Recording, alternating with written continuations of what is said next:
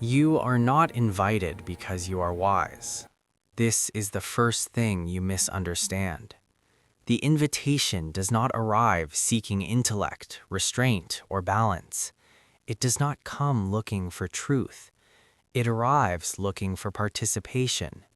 Your presence is required not because you will add something valuable, but because absence creates imbalance. Too few voices feels suspicious. Too much silence feels dangerous. The symposium needs bodies. Opinions will follow. The message itself is unremarkable, polite, respectful, vaguely flattering. It mentions conversation, companionship, and the exchange of ideas as if these things can be scheduled and controlled. It does not mention wine. It never does. Wine is assumed.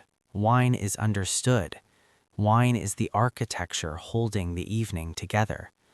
You read the invitation and imagine moderation. This is your first mistake.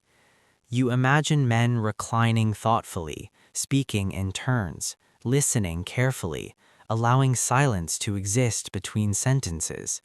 You imagine wisdom arriving gently, like something invited rather than something forced. You imagine that if wine is involved, it will serve as a lubricant for insight, not a solvent that dissolves it. You imagine that you will remain yourself. You accept the invitation quickly, not enthusiastically, not reluctantly, just quickly enough that it does not look like hesitation. Hesitation suggests uncertainty. Uncertainty invites scrutiny.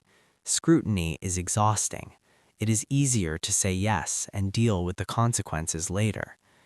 Before the evening arrives, you prepare. Not consciously, not deliberately, but you prepare. You eat elsewhere because this is what people do.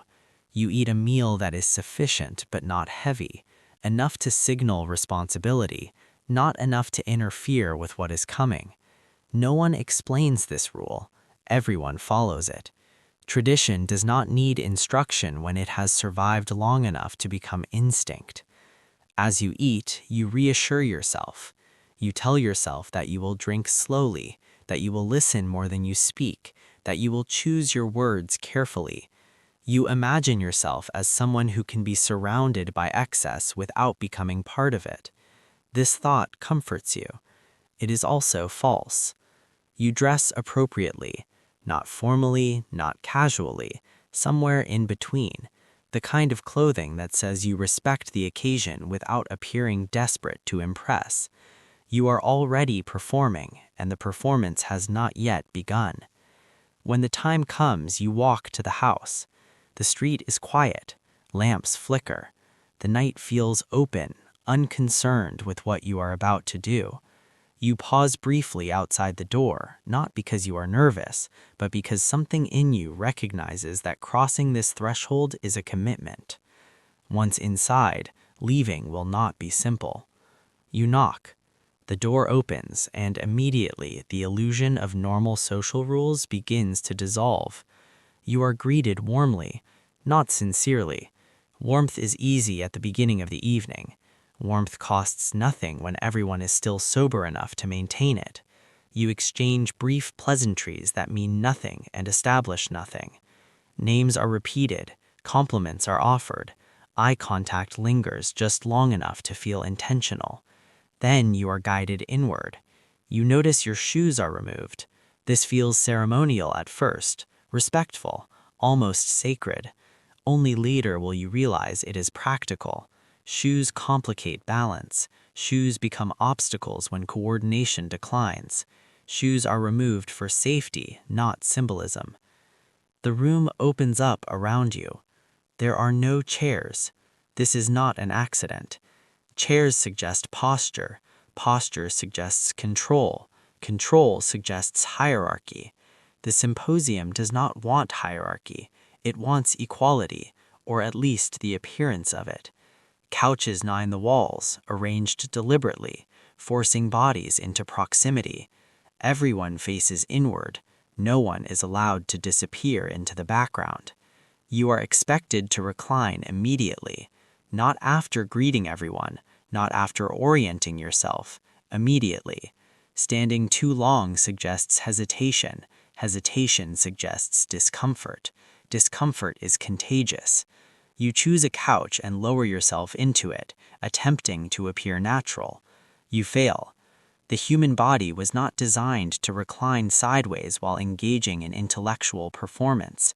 Elbows protest, spines object, legs never quite know where to go. But everyone else is doing it, and this creates a powerful illusion. If everyone looks uncomfortable together, discomfort disappears. You adjust your position.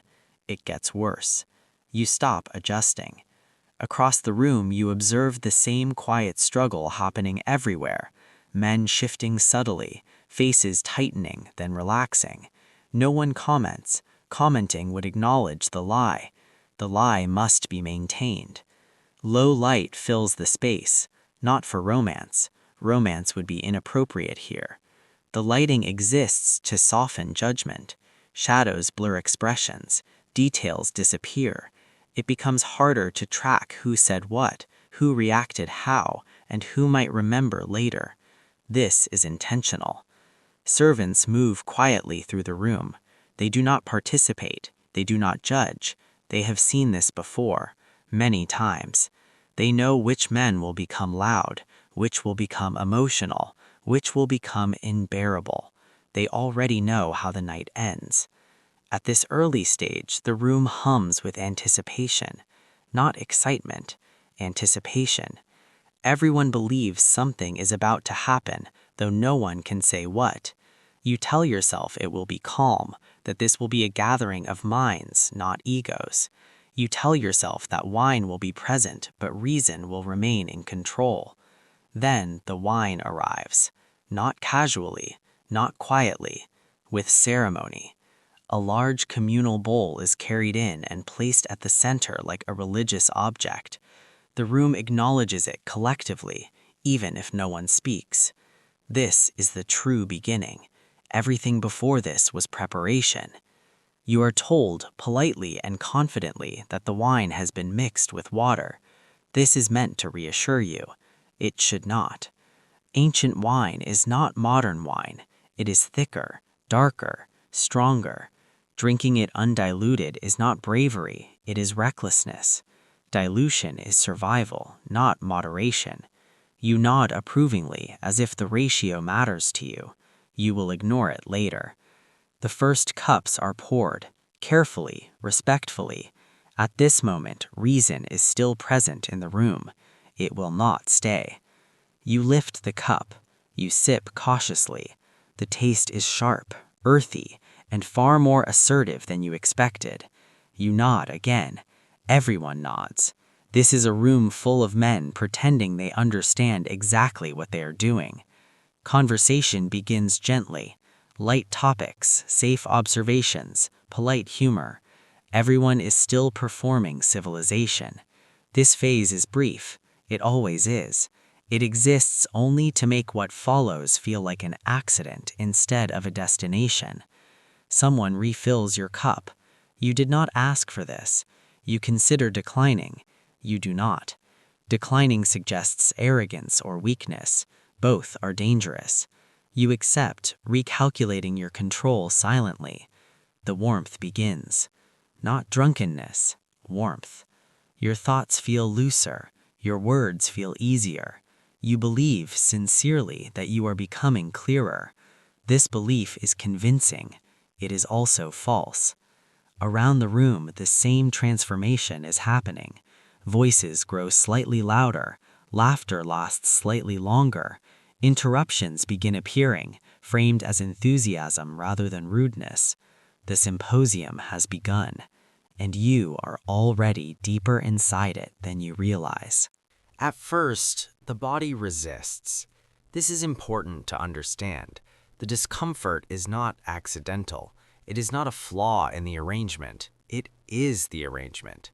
The symposium does not simply intoxicate the mind. It begins by exhausting the body. Control weakens faster when the body is denied its usual supports. You shift your weight again. The couch is softer than it looks, which somehow makes it worse.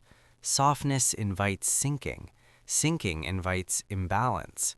Your spine cannot decide whether it is meant to relax or remain alert. Every position feels temporary, unfinished. Your elbow searches for a surface that does not exist. Your neck tightens, then loosens, then tightens again. You notice that everyone else is pretending not to notice this. This collective denial is the first real agreement of the night. Reclining forces intimacy. Knees point towards strangers, feet brush fabric, elbows intrude into personal space. This would be unacceptable anywhere else. Here it is framed as tradition.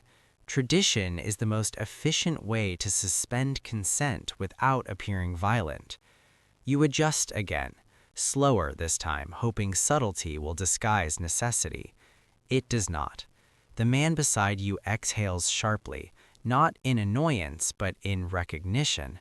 He too is negotiating with his body. For a brief moment there is solidarity, then the moment passes, buried beneath another round of conversation. Speech begins to thicken. Not slurred, not yet, but sentences stretch longer than necessary. Metaphors appear where none are needed. Simple ideas dress themselves in elaborate phrasing. The room rewards this. Complexity is mistaken for depth. Obscurity is mistaken for insight. You find yourself nodding, not because you agree, because nodding is easier than evaluating, because nodding keeps you included without requiring commitment, because disagreement demands clarity, and clarity is already becoming expensive. The cups circulate again. Refusal would be noticeable now. The polite window for moderation has closed. You accept the refill automatically with the same gesture as everyone else, like a ritual you have practiced all your life. The warmth deepens. Your limbs feel heavier, but not unpleasantly so. Heaviness creates the illusion of grounding. You feel rooted, as if your body has settled into the space. This is not stability. This is surrender dressed as comfort. Laughter erupts across the room. It arrives too quickly, too loudly, and without sufficient cause. This is another signal. The room has crossed a threshold. Humor no longer needs precision. Anything can be funny now, provided it is delivered with confidence. A story begins. It is not a good story. It wanders, it contradicts itself. It includes details no one asked for and excludes the only parts that might have mattered. And yet it is received enthusiastically. Heads tilt, smiles appear. The speaker is rewarded not for coherence but for persistence. You consider speaking. You rehearse a comment internally, something thoughtful, something that builds on what has been said. By the time you are ready to say it, the conversation has already moved on. Another voice has filled the space, then another. The symposium does not wait. You realize slowly that timing matters more than content here. The person who speaks first controls the direction. The person who speaks longest controls the mood. Insight is optional. Presence is mandatory. The couches amplify this dynamic. Standing would allow interruption. Standing would allow movement. Reclining traps you in politeness. To interrupt now would require leaning forward, raising your voice, and physically asserting yourself. This feels aggressive. You choose silence instead. The wine continues its work. Faces flush. Eyes grow glossy. Movements become broader, less precise. A hand gesture knocks against a cup. Wine spills onto fabric. No one reacts. Stains are meaningless now. Consequences belong to tomorrow. Someone stretches out fully on a couch, occupying more space than before. This would be rude earlier. Now it is interpreted as confidence. Space is claimed, not negotiated. Others adjust around him without comment. Hierarchy is forming, not based on wisdom, based on volume, endurance, and resistance to embarrassment. You notice that the quiet men are shrinking. They speak less, they lean back further, they laugh at jokes they do not find funny. The loud men are expanding, filling the room with opinion, repetition, and certainty. Certainty thrives in wine. A philosophical question is raised. Not carefully, not respectfully, it is thrown into the room like a challenge, not an invitation. The question itself is ancient and important, but it is not treated as such. It is treated as fuel. Responses overlap. No one listens long enough to be changed. Each man waits only for silence, not for understanding. Silence is rare. When it appears, it is immediately seized, not respected. You speak at last. Your voice sounds strange to you, slightly louder than intended, slightly slower. The words come out differently than they sounded in your head. Not wrong, just looser, less defended. A few men nod. One interrupts halfway through your sentence. He's not disagreeing, he's improving upon your thought, or so he believes. His version is louder, more confident, and less precise. The room accepts his version. You feel a brief irritation, followed by resignation. This is the rhythm now. Ideas are communal property. Ownership dissolves quickly. Only delivery remains. The body gives in further. You stop noticing the couch. This is not adaptation, this is numbness. Muscles release their objections. Balance feels irrelevant.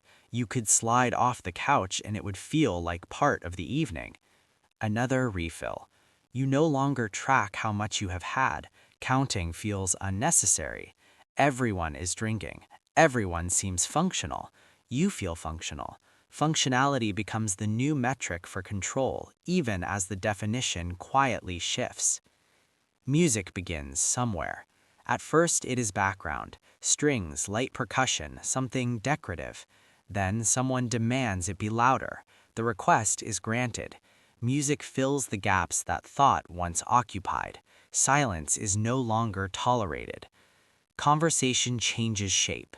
It becomes fragmented, short bursts of speech, repeated points, stories told twice by the same person, unnoticed. Emotion creeps in, uninvited. Voices rise not to persuade, but to be heard. You feel closer to the men around you, not because you know them better, because boundaries are dissolving. Proximity masquerades as intimacy. Shared intoxication feels like trust. Someone laughs too hard. Someone else slams a cup down for emphasis. The symposium is no longer a gathering, it is becoming a spectacle, and you are no longer observing it. You are inside it. At some point, the idea of control becomes abstract. Not absent, not rejected, just distant, like a concept you once understood clearly but now access only through memory. You still believe you are in control. This belief is sincere. It is also no longer connected to evidence. The wine has changed roles. Earlier, it was a participant, a facilitator, something you interacted with intentionally. Now it is infrastructure. It supports the entire structure of the evening. Without it, the room would collapse into silence, embarrassment, and regret. With it, everything feels justified. The bowl is refilled again. You notice the movement of the servants less now. They appear and disappear without registering as individuals. Their presence is mechanical, procedural. They are part of the system, not part of the experience. This distinction matters. Those who serve do not lose themselves tonight. Only those who participate do. Someone suggests a new ratio. More wine, less water. The suggestion is framed as curiosity, not desire, as experimentation, not escalation. No one objects. Objection would require clarity, and clarity would expose fear. Fear is unacceptable here. The mixture changes. You taste it immediately. The difference is obvious. The edge is sharper. The warmth arrives faster. You register this, mentally noting that things have shifted. You tell yourself you will adjust accordingly. You do not. Choice begins to feel ceremonial. Cups are offered. You accept. Not because you want to drink more, but because refusing would require explanation. Explanation invites attention. Attention invites judgment. Judgment in this state feels dangerous. You drink to remain invisible. This is how autonomy erodes, not through force, but through social gravity. The current is gentle, constant, and tiring to resist. Eventually, you stop swimming and let it take you. Conversation becomes more declarative. Men no longer explore ideas, they announce them. Opinions arrive fully formed, armored with certainty. Doubt disappears. Doubt requires humility, and humility feels like weakness when the room is loud. You hear yourself speak with confidence you do not fully feel. This surprises you. Statements come out sharper, more absolute. You notice it briefly, then move on. Reflection slows the flow, and the flow must be maintained. The symposium punishes hesitation now. Someone challenges you. Not thoughtfully, not maliciously, casually, as if disagreement is a sport. You respond quickly, instinctively. The exchange escalates in volume, not depth. Others cheer, laugh, or interject. The room enjoys conflict as entertainment. You feel alive. This feeling is intoxicating in its own right, being heard, being reacted to, being part of the momentum. You confuse stimulation with significance. The body continues its quiet surrender. Fine motor control softens. Gestures grow larger. Words are punctuated with hands, shoulders, whole arms. Subtlety disappears. Everything must be visible, audible, unmistakable. Someone spills wine again. This time it is noticed. There is laughter. A joke is made at the expense of the man who spilled it. He laughs loudest of all, eager to signal that he is unashamed. Shame would isolate him. Isolation is unbearable. Music grows louder. Rhythm replaces structure. The cadence of speech begins to follow the beat. Pauses align with percussion. Thought becomes performative, timed for effect rather than meaning. You notice a shift in yourself. Listening feels harder. Not because you cannot hear, but because hearing feels unnecessary. You already know what you think. Others repeat themselves. Novelty declines. You begin waiting for your turn rather than engaging with what is being said. This is the moment philosophy dies. It does not die dramatically. There is no argument that disproves it, no revelation that disproves it. It simply stops being useful. Philosophy requires patience, doubt, and silence. None of these survive sustained intoxication. Someone proposes a rule, a drinking rule. Rules appear when restraint disappears. They create the illusion of order. The rule is simple. Drink when someone interrupts. Drink when someone repeats themselves. Drink when someone contradicts themselves. The room loves this idea. The irony is unnoticed. Interruptions increase immediately. Repetition becomes intentional. Contradictions are celebrated. The rule ensures acceleration. It transforms excess into obligation. You drink again. The wine no longer tastes complex. Taste has flattened into sensation. It is either strong or weak, pleasant or unpleasant. Nuance disappears first. You feel heat behind your eyes. Your thoughts move faster than your ability to express them. Words chase ideas and fail to catch them. This creates frustration, which is quickly redirected outward. You speak louder. Others do the same. The symposium is now a contest of presence. Who can dominate the soundscape? Who can hold attention longest? Who can push through interruption with sheer force? The quiet men are gone now. Not physically, they are still reclining, still drinking, still smiling, but they are no longer contributing. They have retreated inward, conserving energy, waiting for the night to end.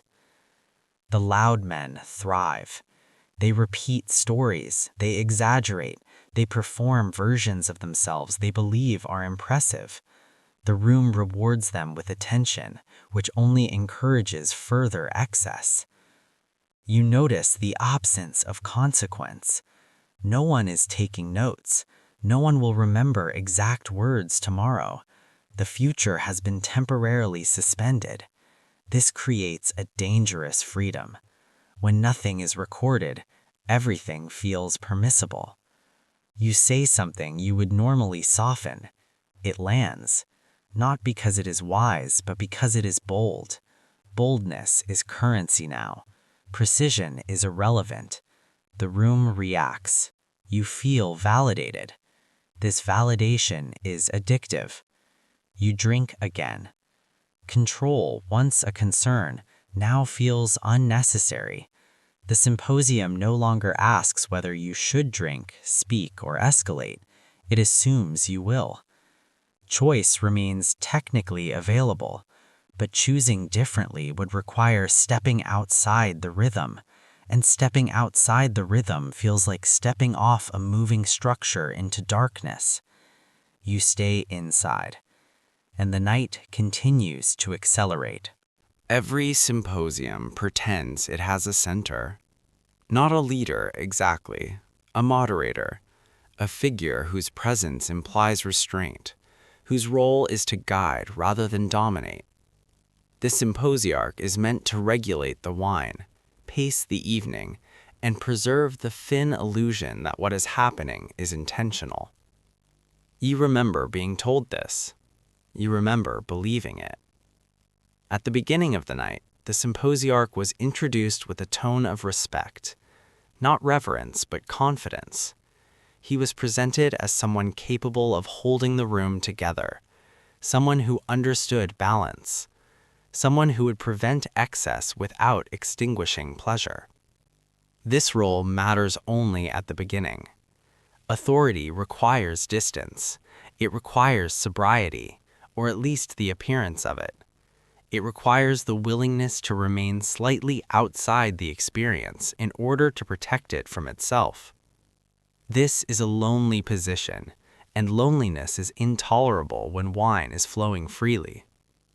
The symposiarch drinks. Not immediately, not recklessly. At first, he drinks carefully, visibly measured. This performance reassures the room. It suggests that someone is still watching the edges, still aware of limits. But watching without acting is exhausting. Each refill brings pressure.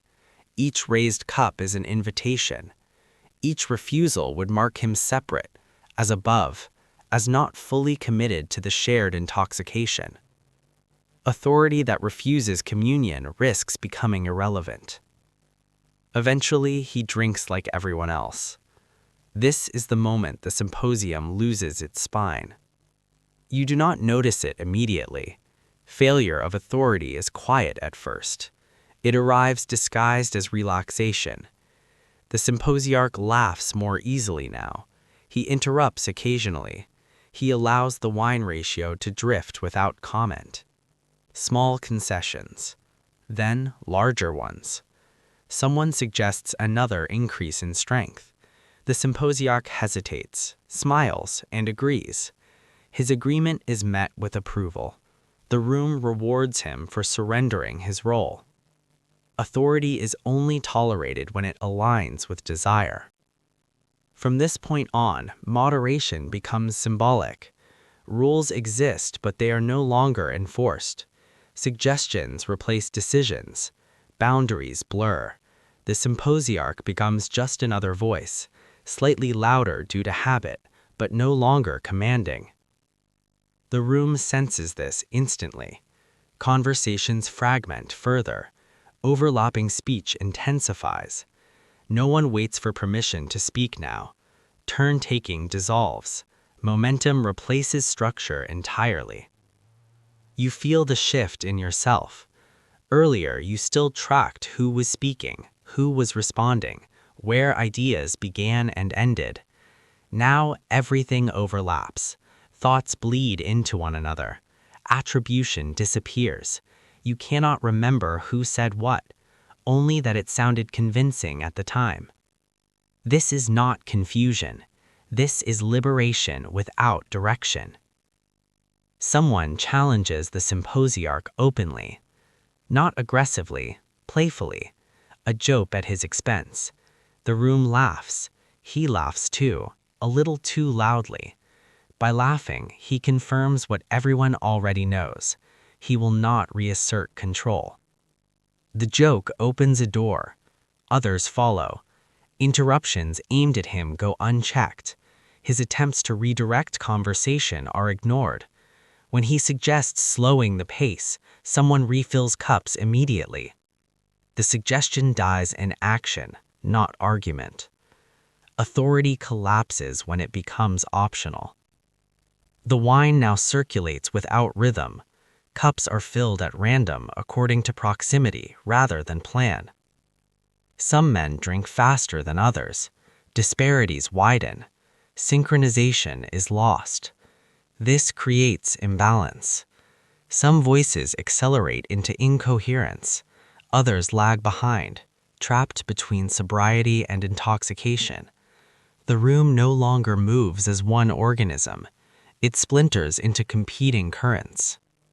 You notice irritation rising, not at anyone in particular, at the room itself, at the noise, at the lack of focus. The evening feels fuller and emptier at the same time. Everything is happening and nothing is going anywhere. You search for structure instinctively. You look toward the symposiarch. He is reclined deeply now, posture relaxed, gestures wide, eyes bright. He looks satisfied, present, gone.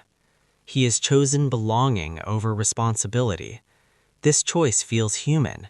It also seals the room's fate.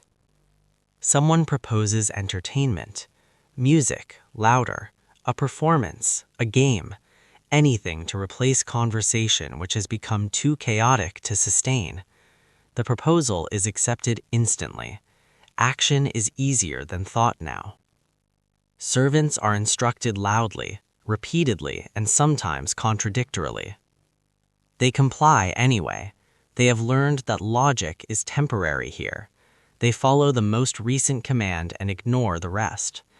As entertainment begins to take shape, you realize something quietly unsettling. No one is asking why. Why this game? Why this music? Why now? Purpose has been replaced by momentum. The room moves because stopping would require reflection, and reflection would expose excess. You drink again, not because you are thirsty, not because you enjoy it, because the room has decided that drinking is the correct response to uncertainty. Wine fills the gaps where direction should be. Your thoughts slow, not in speed, but in range. You circle familiar ideas repeatedly. You catch yourself starting sentences you have already spoken earlier. This realization is fleeting. Self-awareness arrives late and leaves early. Someone claps rhythmically. Others join. Noise builds. Energy shifts from discussion to spectacle. The symposium has completed its transformation. It is no longer about ideas or even about connection. It is about maintaining intensity. And without authority, intensity has only one direction, upward, until collapse. The music does not begin gently. There is no careful transition, no respectful easing from speech into sound. It arrives as a solution to a problem no one has named. Conversation has become too unstable to carry the evening forward, so something else takes over, something louder, something that does not require coherence. The first notes cut through the room. Strings vibrate sharply. Percussion follows, insistent, repetitive. The rhythm is simple enough to be understood instantly and forceful enough to override hesitation. The effect is immediate. Voices lower, not because people choose silence, but because they are drowned out. This feels like relief. Silence had become awkward. Speech had become exhausting. Music fills the space without asking anything of you. It demands attention, but not effort. You let it wash over you, grateful for the absence of obligation. Someone begins to clap along. The clapping is offbeat at first, hesitant, like a question. Then another joins, then another. Soon, the rhythm stabilizes, not because it is accurate, but because repetition forces agreement. Precision no longer matters. Participation does. The symposium shifts again. You feel it in your body before you understand it intellectually. Your posture changes. You lean back further. Your head tilts. Your foot taps unconsciously. Thought retreats to make room for sensation. This is not accidental. Music bypasses the parts of you that argue, analyze, and resist. It reaches places wine has already softened. Together, they create a state where reaction replaces intention. Someone stands. This is significant. Standing had been abandoned earlier as impractical, unnecessary, even suspicious. To stand now is to assert presence physically. The man sways slightly, arms extended, moving not with grace but with confidence. Confidence forgives imbalance. The room reacts positively. Laughter, cheers, encouragement. No one questions the performance. Performance itself has become the point. Doing something, anything, is better than thinking. Another man joins him, then another. Soon, the center of the room fills with bodies in motion. The space that once held the wine bowl now held spectacle. The symposium has reoriented itself entirely. You watch. At first, you remain reclined, observing with a sense of distance. This feels safe. Observers are protected. Observers can leave unchanged. You tell yourself that watching is enough. It is not. Music pulls at you. Rhythm demands synchronization. Remaining still begins to feel like refusal. Refusal attracts attention. Attention invites judgment. You shift, subtly at first, aligning your movements with the beat. No one notices. This encourages you. Your movements grow larger, still seated, still restrained, but no longer separate. You are participating without committing fully, which feels clever and controlled. This illusion does not last. Someone gestures toward you, not forcefully, playfully, an invitation framed as a joke. Laughter follows. The room watches. This is no longer about whether you want to join. It is about whether you will resist. Resistance feels heavy. You stand. The floor feels unstable, though it is not moving. Your body recalibrates slowly, overcorrecting balance, then settling. The room cheers again. Encouragement replaces evaluation. You are safe as long as you are visible. You move. The movement is not skilled. It does not need to be. Skill would imply effort, practice, hierarchy. None of that matters here. What matters is commitment, exaggeration, willingness to look foolish without apology. You exaggerate. The room approves. Something important is happening now, and it is easy to miss because it feels enjoyable. Thought is not being challenged, it is being displaced. There is no conflict between thinking and moving. Thinking simply fades into irrelevance. You stop monitoring yourself. This realization arrives late, like an echo. By the time you notice it, it is already true.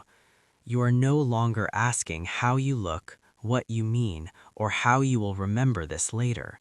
The future has shrunk to the length of the next beat. Music accelerates. The tempo increases slightly, enough to demand more energy. Bodies respond instinctively. Movements grow faster, less controlled. Laughter becomes sharper, more frequent. Noise levels rise again, now layered on top of the music. You shout something. You are not sure what. It does not matter. The sound disappears into the room, absorbed, answered by another shout, another laugh. Language has been demoted. Sound is enough. At the edges of the room, you notice the men who have not joined. They are not disapproving. They are absent. Their eyes are unfocused. Their smiles are delayed. They clap occasionally, not to keep rhythm, but to remain included. They are conserving themselves, waiting for something to end, though they do not know what. Wine circulates again. Cups are raised mid-movement, mid-laughter, mid-shout. Spills are constant now. The floor darkens in patches. No one cares. The servants have stopped trying to maintain order. They have shifted to containment. The music reaches a peak. Everything feels heightened, brighter, faster, more urgent. You feel intensely present, anchored entirely in sensation. This feels powerful. It feels real. It feels like truth. It is neither. It is distraction perfected.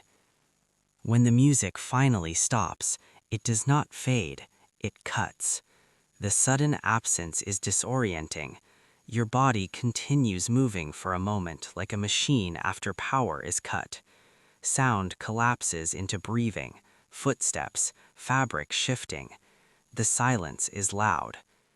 You become aware of yourself again. Your heart is racing, your throat is dry, your muscles ache in unfamiliar ways. The room feels smaller, messier, less forgiving. The spell weakens but does not break. Someone speaks. The voice sounds wrong, too clear, too human. Laughter erupts immediately, defensively, as if to smother the discomfort of returning to speech. Thought tries to return. It fails. The symposium cannot go backward. It has crossed too many thresholds. Conversation resumes, but it is different now, louder, simpler, more emotional. Ideas are no longer discussed, they are proclaimed, repeated, defended aggressively.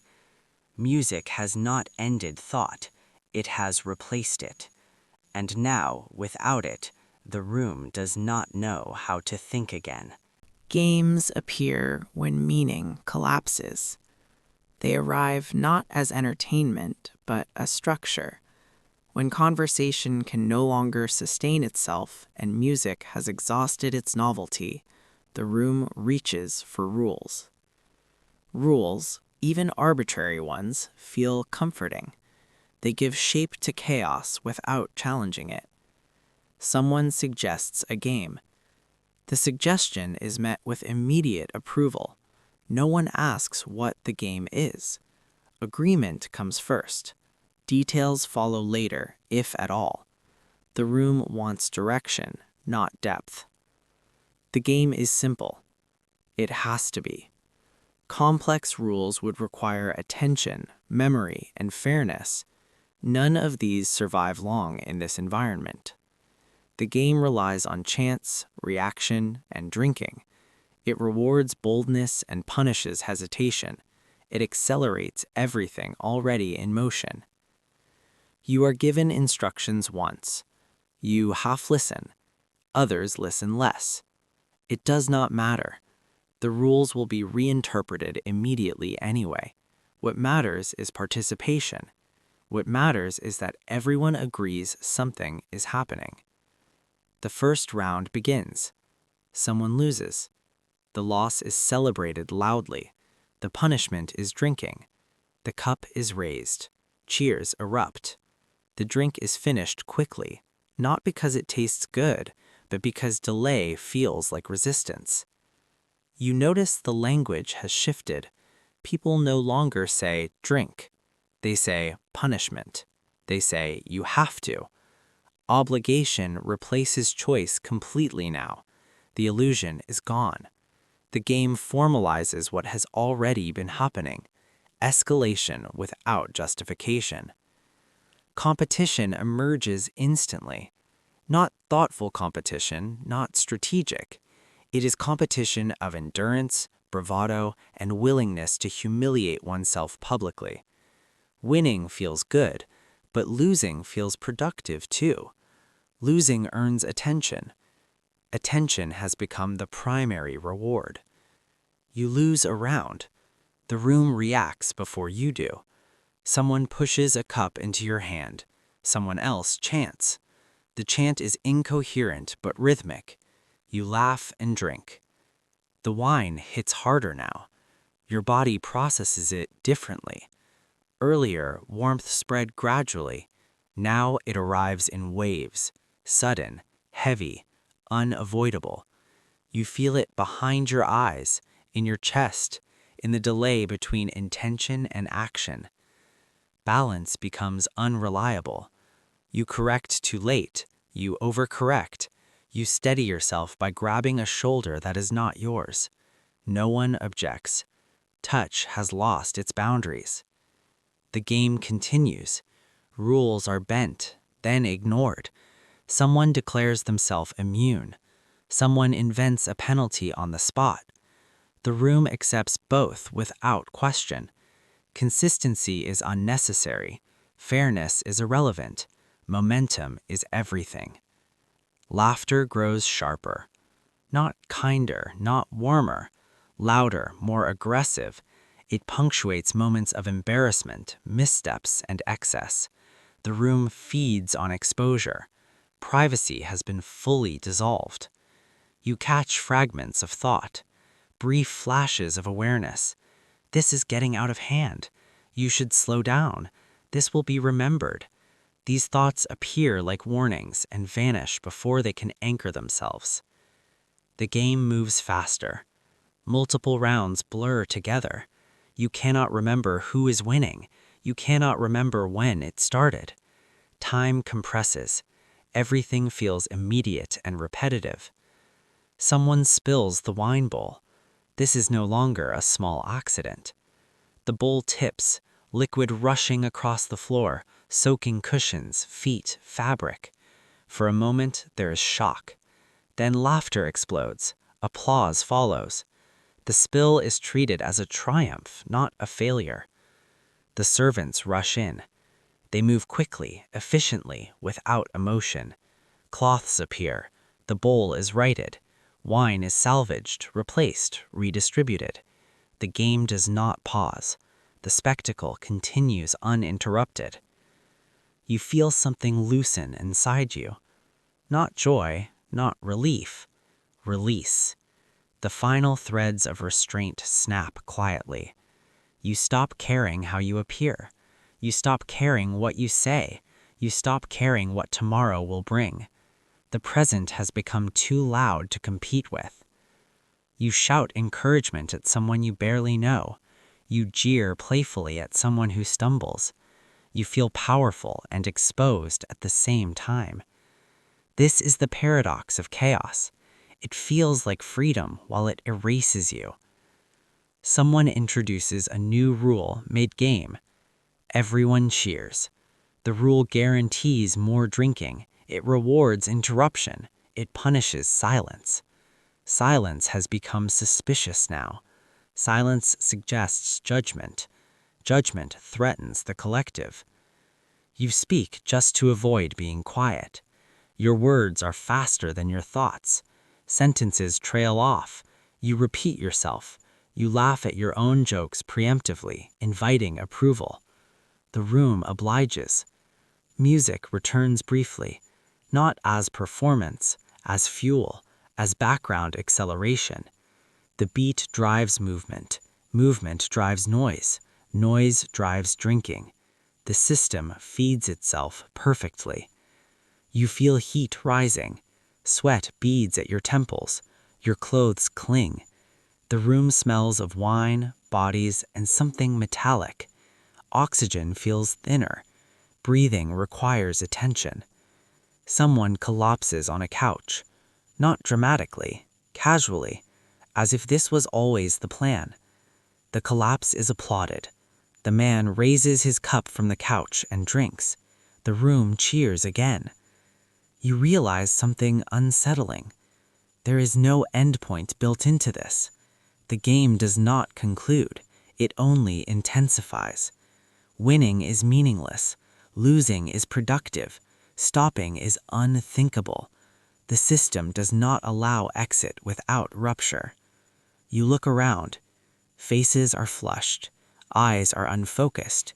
Movements are exaggerated. The symposium has become an engine with no brakes. And you are still inside it. Philosophy always comes back. Not because it is welcome, but because someone remembers that it was supposed to be here. The symposium was built around it, at least in name. Even now, in this state, there is a lingering need to justify the excess with meaning. Someone says the word: truth, virtue, love, justice. The word lands heavily, like a dropped object in a crowded room. For a brief moment, there is silence. Not reflective silence, suspicious silence. The kind that appears when a room decides whether to laugh or attack. The speaker smiles. He believes he is restoring dignity to the night. He believes he is elevating the chaos, framing it, giving it purpose. He is wrong, that's sincerely so. Philosophy does not return gently. It returns drunk. Ideas are not examined, they are wielded. Concepts become weapons, not tools. Words that once required care are now thrown with force, stripped of nuance and sharpened by alcohol. The first argument erupts immediately. It is not clear what is being argued. Something about virtue, something about strength, something about whether self-control is admirable or cowardly. The positions are vague. The emotions are not. Voices rise. Interruptions multiply. No one defines terms. Definitions would slow things down. Slowing down would expose confusion, and confusion feels intolerable now. Certainty, even false certainty, feels safer. You listen at first. You try to follow the thread. You attempt to reconstruct the logic beneath the shouting. This effort exhausts you quickly. Arguments loop back on themselves. Contradictions pass unnoticed. Evidence is replaced by anecdote, then by volume. Someone invokes a philosopher's name. It is pronounced incorrectly. No one cares. The name is not used to clarify. It is used to dominate, to imply authority without having to demonstrate it. The room accepts this. Authority has become performative. You speak again. This time you do not wait for a pause. You insert yourself forcefully, leaning forward, raising your voice. The words come out faster than you can monitor. They sound convincing to you. This is enough. Someone challenges you immediately, not by engaging your point, but by reframing it in exaggerated terms. He attacks a version of your argument you do not recognize. The room reacts enthusiastically. Conflict is entertainment now. You feel irritation surge, not because you are wrong, but because you are unheard. Being unheard feels like erasure. You push harder, your voice grows louder, your gestures sharper. You are no longer defending an idea, you are defending your presence. The argument splinters. Multiple debates erupt simultaneously, overlapping, competing for dominance. No one resolves anything. Resolution would end the game. The game requires tension. Wine circulates again. Someone insists that drinking sharpens thought. Someone else insists that sobriety is the real illusion. These claims are applauded equally, despite contradicting each other entirely. Contradiction no longer matters. Only confidence does. You notice how philosophy has changed shape. Earlier in your life, philosophy felt like humility, a recognition of uncertainty, a willingness to sit with questions that had no immediate answers. Here it feels like conquest, like territory to be claimed, defended, expanded. This realization is uncomfortable. You drink to soften it. A man across the room slams his cup down mid-argument. The sound cuts through the noise. Silence follows briefly.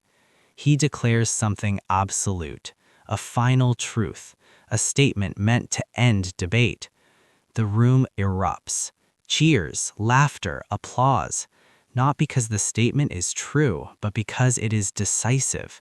Decisiveness has replaced wisdom. Someone mocks him playfully. Another defends him aggressively. The argument reignites with greater intensity. The original idea is lost completely. Only alignment remains. People choose sides without understanding what they are defending. You choose a side too. Not deliberately, instinctively, based on tone, familiarity, proximity. Philosophy has become tribal. The body responds. Your heart races again. Heat builds. Your jaw tightens. You feel invested, committed, entangled. This matters now, though you cannot articulate why. The room grows louder. Servants hesitate at the edges, unsure whether to intervene or wait. Intervention feels dangerous. The energy is volatile. Better to let it burn itself out.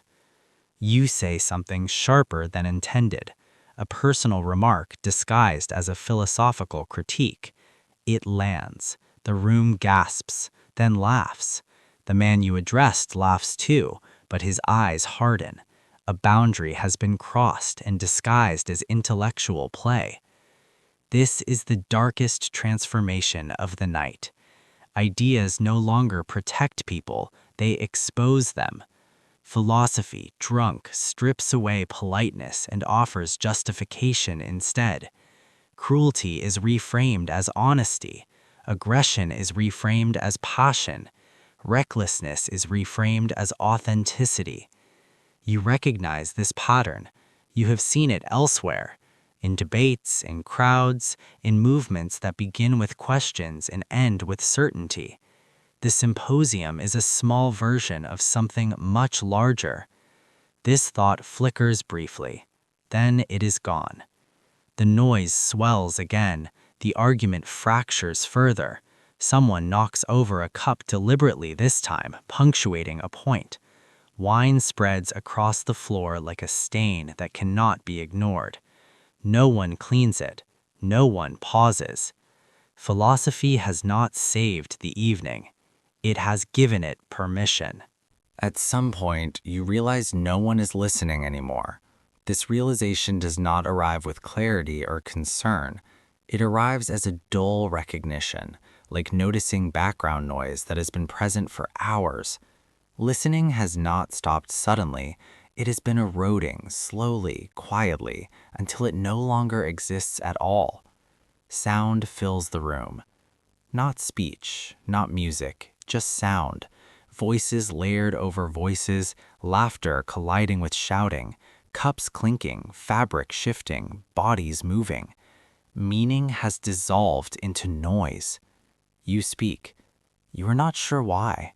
The words leave your mouth and disappear instantly, swallowed by the room. No one responds. No one reacts. You feel briefly exposed, then immediately irrelevant. This is not rejection. It is worse. It is indifference. To be heard now requires force. Someone demonstrates this by shouting a phrase repeatedly until others echo it. The phrase itself is meaningless. Its power comes from repetition. Once repeated enough times, it becomes communal property. Ownership disappears. Origin is forgotten. You try again. This time you raise your voice, you exaggerate, you lean forward, projecting physically as well as verbally. A few heads turn. Someone laughs. Someone else interrupts you immediately, louder than before. You stop. Not because you choose silence, but because continuing feels pointless. Effort without response drains energy quickly. You retreat into partial participation, laughing when others laugh, nodding when volume peaks, speaking only in fragments. The room rewards this. Low-effort engagement fits the current state perfectly. Complexity is punished. Simplicity thrives. Single words, short exclamations, emotional noise. You notice the effect on time. Minutes stretch and compress unpredictably. You cannot tell how long arguments last or when new ones begin. Everything blends into a continuous present. Memory struggles to form. Moments do not crystallize. This is important. Without memory, there can be no accountability. Without accountability, excess feels safe.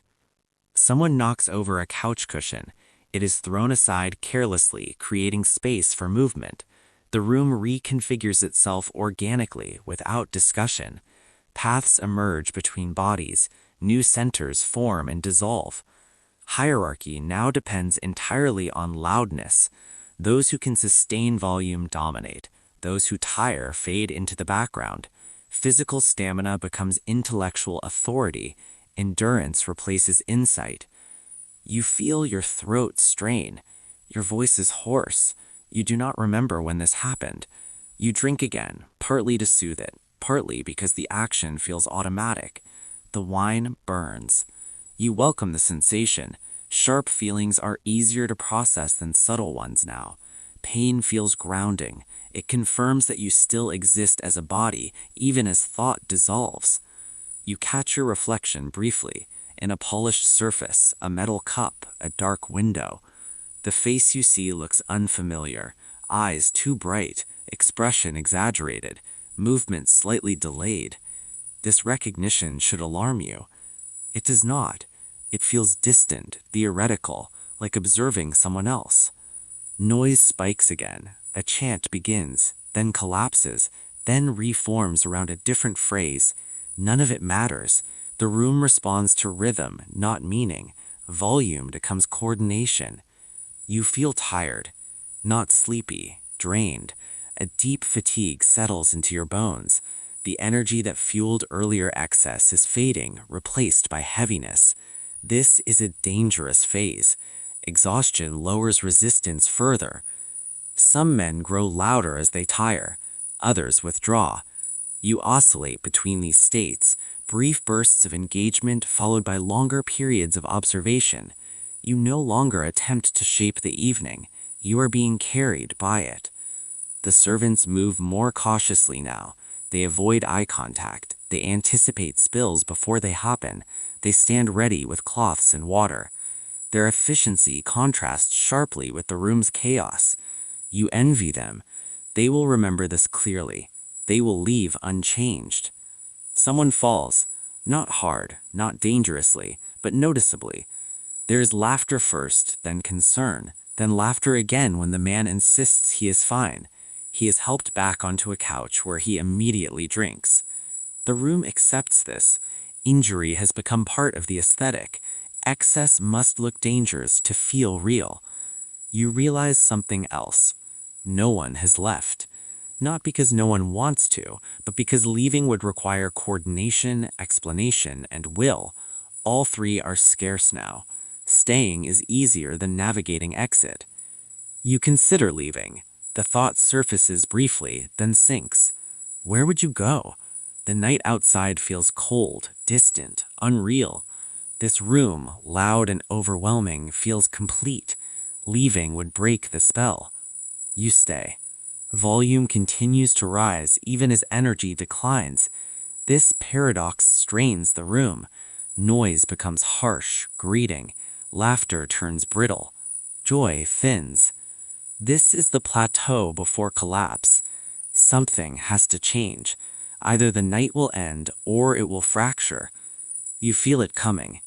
Everyone does. No one names it. You notice him late. Not because he arrived late, but because attention no longer moves with intention. It drifts, latches briefly, then releases. Only now, as the room begins to strain under its own weight, does your focus settle on the man who has remained strangely intact. He has not been silent, but he has not been loud. This distinction matters. He reclines like the others, cup in hand, body relaxed, eyes open. He drinks, but not quickly. His movements are economical. When he speaks, it is rarely to compete. He waits, not for silence, but for moments when sound briefly thins. You realize he has been watching, not judging, not enjoying, remembering. This unsettles you. Memory feels almost inappropriate now, like a violation of an unspoken agreement. The room has been operating on the assumption that nothing here will survive intact beyond the night. To remember is to break that contract. Someone shouts near him. He does not flinch. Another argument erupts. He listens. This listening is active, focused. He does not nod reflexively. He does not smile on cue. He responds occasionally, but when he does, his words land differently. They are slower, not slurred, measured, deliberate. He does not raise his voice to be heard. He speaks into the spaces others leave behind without realizing it. You notice that when he speaks, people pause. Not always, not immediately, but often enough to be noticeable. It is not respect exactly. It is curiosity. His calm disrupts the rhythm. It creates friction. Someone mocks him lightly. A joke about restraint, about seriousness, about being above it all. The room laughs, but the laughter is uncertain. Mockery requires exaggeration, and he gives nothing to exaggerate. He smiles. Not defensively, not apologetically, simply acknowledging the joke without surrendering to it. This confuses the room. The mockery dissipates. You feel something shift inside you, a faint embarrassment. You compare yourself to him involuntarily. You recall your own raised voice, your own repeated points, your own surrender to momentum. The comparison is uncomfortable. You drink. The wine dulls the edge of the discomfort, but it does not erase it. The man remains visible in your awareness, like a fixed point in a spinning environment. Someone challenges him directly, asking why he is so quiet, why he is not really participating. The tone is playful, but the question is aggressive. Participation has been defined narrowly now. To deviate is to invite suspicion. He answers calmly. He says he is participating. He says he prefers to listen. The room reacts with scattered laughter. Listening sounds weak here, passive, insufficient. He continues. He says listening lets him remember what matters. He says forgetting feels dangerous. This is the wrong thing to say. Danger is not to be acknowledged openly. The room stiffens briefly, then recoils with noise. Someone shouts something dismissive. Someone else refills his cup without asking. He accepts the refill. This is important. He is not abstaining, he is not moralizing, he is not positioning himself above the group. He remains inside the ritual while resisting its extremes. This makes him difficult to categorize. You watch him drink. Slowly. You feel exposed. If he can remain this composed, what excuse do you have? This thought flickers uncomfortably. It suggests agency where you would prefer inevitability. The room pushes back. Someone deliberately becomes louder. Someone starts a new chant. Noise surges, attempting to bury the anomaly. The man fades slightly into the background, not because he retreats, but because the room refuses to hold him in focus. You lose sight of him for a while. The chaos reasserts itself. Arguments reignite. Games restart in altered form. Volume peaks again. The engine roars, straining. But something has changed. A reference is made to something said earlier. Not vaguely, precisely. The man supplies it. He recalls who said it and when. The room pauses. Memory pierces the illusion. For a moment, accountability flickers into existence. Faces tighten. Laughter falters. Someone objects loudly, attempting to override the recollection with noise. It works, but only partially. You realize now why the man unsettles you. He represents continuity. He carries the evening forward in his mind rather than letting it dissolve into fragments. He is proof that the chaos is not total, that someone will remember who crossed which line, who said what, who became who. This awareness creates anxiety, not fear of punishment, fear of coherence. The symposium depends on forgetting. Forgetting allows men to behave without consequence. Forgetting makes excess feel temporary and harmless. The man who remembers threatens this. He does not confront anyone. He does not accuse. He simply remains. This restraint is more disruptive than any argument. You find yourself quieter now, not withdrawn, reflective. You notice patterns, repetition, escalation. You see how the room loops through the same states. You recognize phrases you yourself have repeated. This recognition feels sobering, though you are far from sober. You look for the man again. He meets your eyes briefly. There is no judgment there, only recognition. This unsettles you more than condemnation ever could. The room grows restless. The energy has changed again. It is no longer purely chaotic. It is defensive, as if something has been introduced that cannot be expelled easily. The night begins to bend toward its end, not gently, but inevitably. It is only now that you notice who is missing.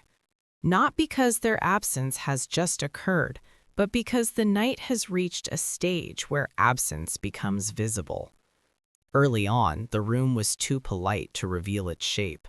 Later, it was too loud. Now, as exhaustion and repetition thin the noise, the outline sharpens. There are no women here. This is not an oversight. It is a condition.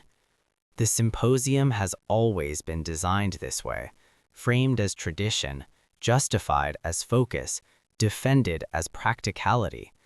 The absence is treated as neutral, even necessary, like removing an ingredient that might spoil the mixture. You had accepted this earlier without thought. Now it feels deliberate. Without women, the room is sealed. There is no external gaze, no counterweight, no friction introduced by difference. Everyone here mirrors everyone else closely enough that behavior reflects back unchallenged. This is important. Groups regulate themselves through contrast. When contrast disappears, escalation accelerates. Without an outside perspective, the room becomes an echo chamber of permission. You feel it in the tone. Earlier jokes have become cruder, sharper, less filtered. Comments are made that would have been softened, reframed, or withheld entirely in a mixed presence. They are met with laughter, not correction. Correction has vanished. Someone makes a remark that crosses a line. You recognize it immediately. The room does not. The laughter that follows is loud and approving, not because everyone agrees, but because disagreement would require standing apart. Standing apart feels impossible now. You feel a flicker of discomfort. It passes quickly. Discomfort requires reinforcement to survive. Alone, it dissolves. The absence of women has removed a particular kind of resistance. Not opposition, not censorship, resistance.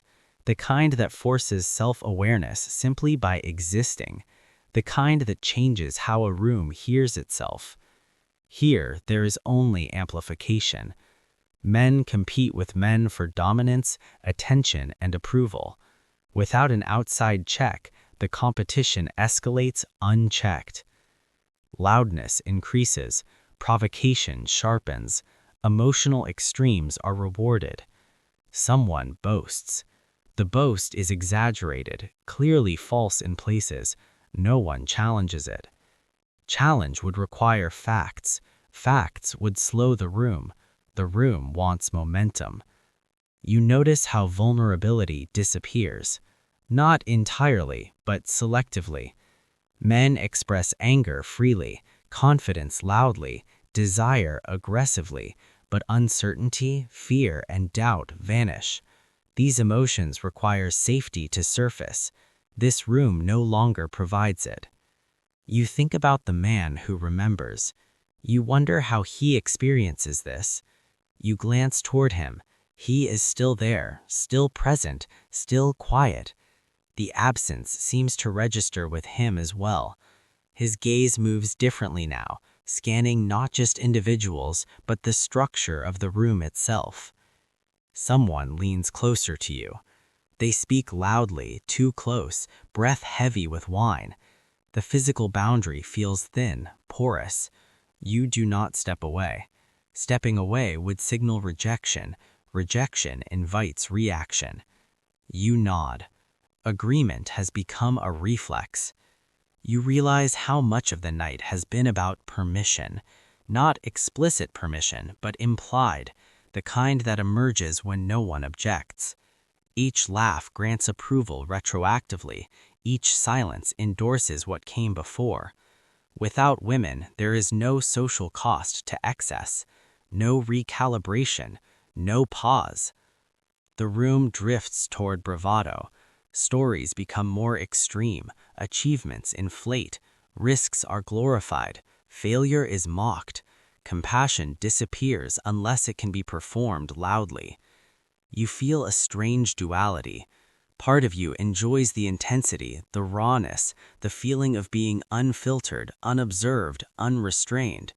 Another part of you recognizes the danger, the narrowing of acceptable emotion, the flattening of humanity. The second part is losing. Someone raises a cup and proposes a toast, not to friendship, not to wisdom, to excess itself. The toast is met with enthusiasm. Cups collide, wine spills, cheers erupt. The declaration feels final, like crossing a line intentionally rather than stumbling over it. You drink. The wine tastes harsh now, almost bitter. You do not slow down. The absence in the room grows heavier. You realize that resistance does not always arrive as opposition. Sometimes it arrives simply as presence, as a reminder that behavior is seen, interpreted, and remembered differently by someone who does not share the same incentives. That presence is gone here. What remains is acceleration. The night begins to tilt, not toward resolution, toward collapse. The room is too warm now. Not comfortably warm, not pleasantly so. The kind of heat that presses against the skin and makes breathing feel intentional. Air circulates poorly, bodies radiate, wine burns. Everything feels dense, heavy, slow. You become acutely aware of your body again, not in the lively way from earlier when movement felt expressive and free. Now awareness comes with friction. Muscles ache, your mouth is dry, your head pulses faintly behind the eyes. Each sensation demands attention. The room smells different. Wine, sweat, fabric, and something sour beneath it all. The smell of excess.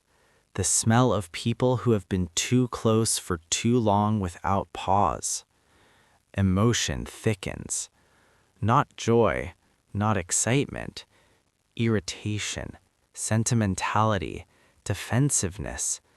These emotions surface when energy dips but momentum refuses to stop.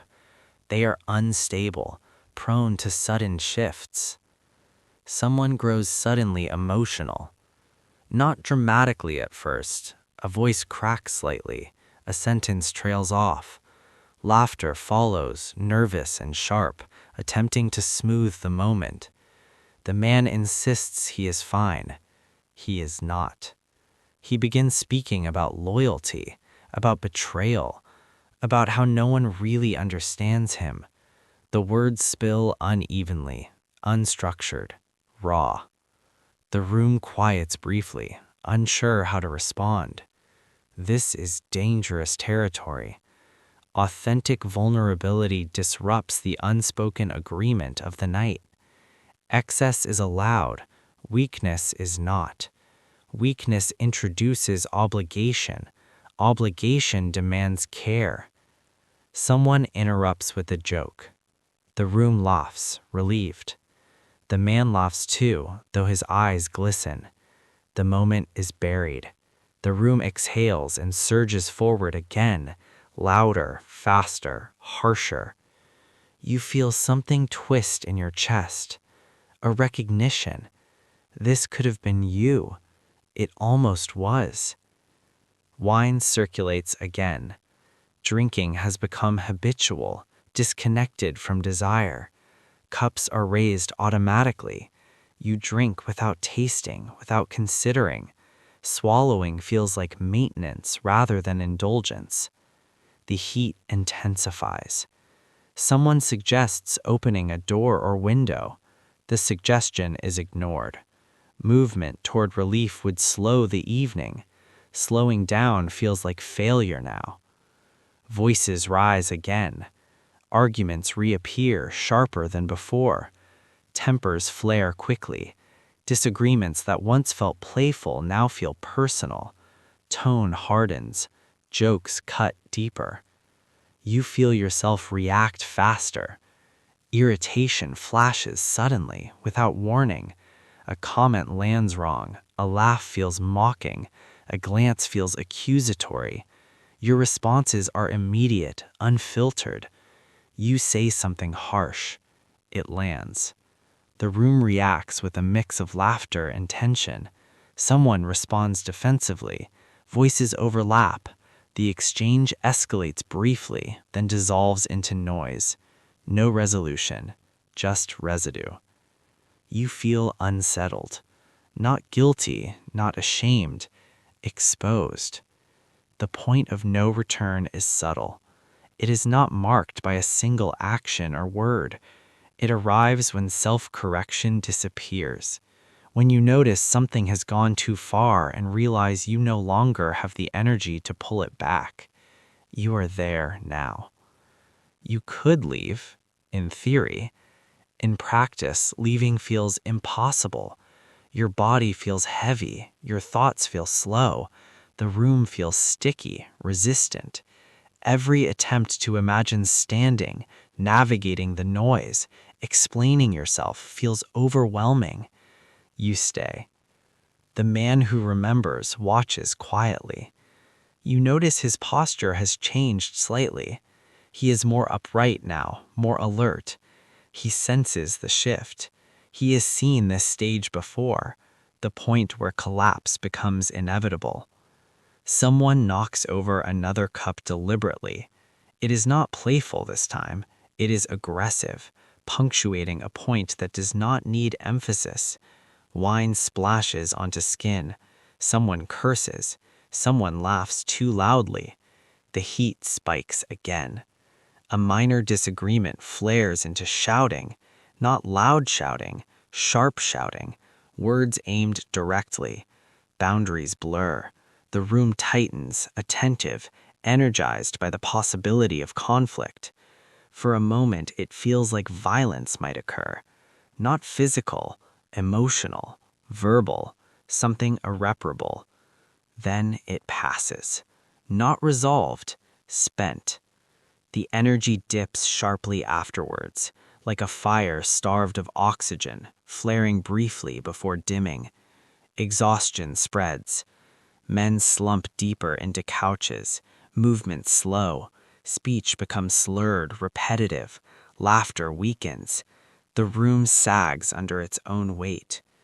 You feel hollow. The intensity that once felt exhilarating now feels draining. You chase it half-heartedly, but it does not return. The night has given what it has to give. This is the point of no return. Not because something terrible has happened, but because nothing meaningful can happen anymore. Only repetition, only decay, only ending. The collapse does not announce itself. There is no final argument, no dramatic confrontation, no moment everyone will remember as the end. The symposium dissolves the way it formed, unevenly, quietly, without consensus. Noise thins. Not suddenly, gradually. Voices trail off mid-sentence. Laughter loses its force. Conversations shrink into murmurs, then fragments, then silence punctuated by isolated sounds. A cup placed down too hard. A chair scraped slightly. A cough that echoes longer than expected. You realize people are leaving. Not all at once, one by one. Quiet exits, barely acknowledged. No goodbyes, no closing remarks. Departure now feels private, almost shameful. Staying too long risks witnessing what should remain unseen. A man stands and sways. He steadies himself against the wall, blinking slowly, recalibrating gravity. Someone helps him briefly, then lets go. Independence must be preserved, even now, especially now. You consider standing. Your body resists, not physically, mentally. The effort feels disproportionate. Movement requires intention, and intention has been depleted. You wait, not for a reason, but for momentum to return. It does not. The servants begin to clean openly. This is the signal. Earlier, their movements were cautious, discreet, almost invisible. Now they move decisively. Cloths wipe surfaces. Cups are gathered. Spilled wine is absorbed without ceremony. The space is being reclaimed. You stand. The room tilts briefly, then stabilizes. You pause, letting the floor return to its proper orientation. Your head feels heavy, stuffed with cotton and echoes. Goodbyes are exchanged. They are brief, vague, and overly polite. Promises to meet again, compliments that sound rehearsed, gratitude expressed without specificity.